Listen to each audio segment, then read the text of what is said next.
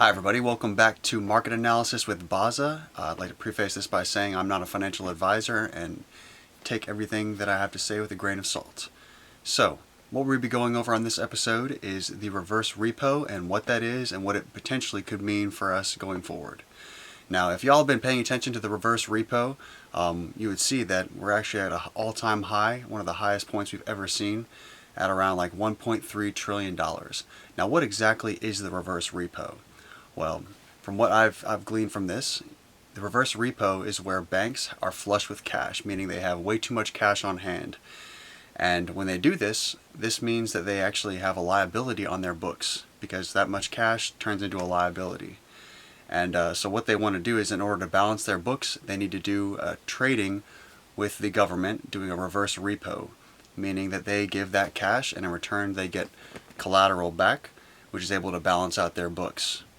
Now that number has been steadily increasing for the past few months. We saw probably 3 or 4 months ago that this was around 500 billion, and now we're looking at around 1.3 trillion. Now with this number going up, what does that really mean for us as investors? It means that banks are afraid to put their money into the market and into other places such as bonds. Now with that fear being so present and that cash number growing so high, this means that they are afraid to put money into the market, so potentially we could see a market crash or correction of some kind. Now we've seen, if you've been paying attention to the real estate market, they've been just flushing money into the market, trying to pick up whatever houses they could around the $200,000 or $300,000 range, which is also why if you've been looking to buy real estate, the housing prices have been quite outrageous.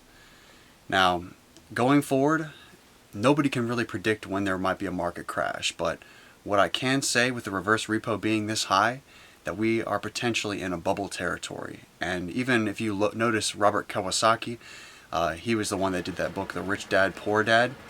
He's saying that we could potentially see a crash in October, which is right around the corner for us. So if you're looking at the reverse repo, it's getting higher and higher.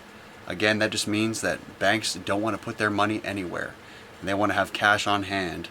And potentially they could be looking for a dip in the market. So that's a quick explanation of reverse repo. If you've enjoyed this content, please like and subscribe my channel, and I'll see you on the next one. Thank you.